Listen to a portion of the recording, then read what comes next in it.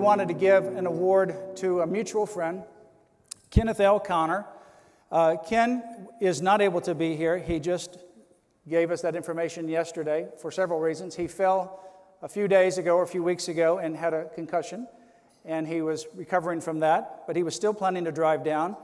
But the town in South Carolina where he lives was hit very hard by Hurricane Eileen, and he unfortunately is not able to make it. So I want to read this award, and then John Stemberger has some personal testimony to talk about Ken. But Ken actually is the person who introduced John and I 35 years ago in 1989.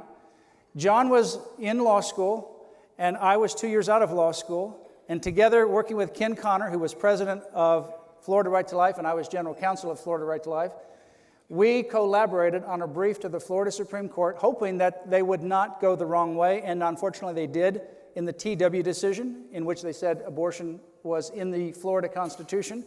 For 35 years we fought to overturn that.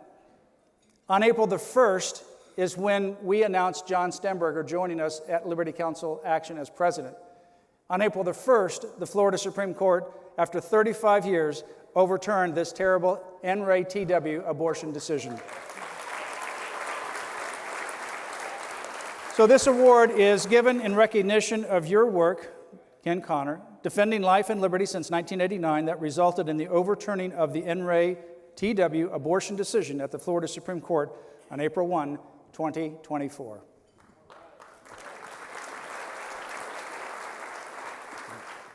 It is clear to me that without the life and influence of pro-life leader Ken Connor, I would simply not be standing here tonight.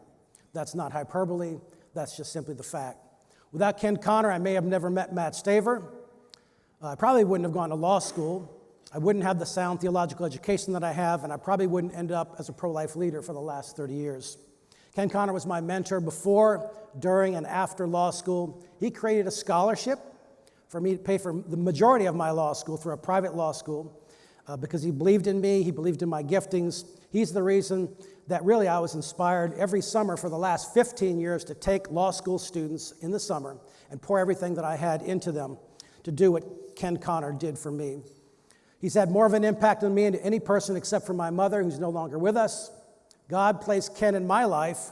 In many ways, he served as the father that I did not have at the time to guide and advise me as a young man and a young professional. He taught me how to be an ethical lawyer.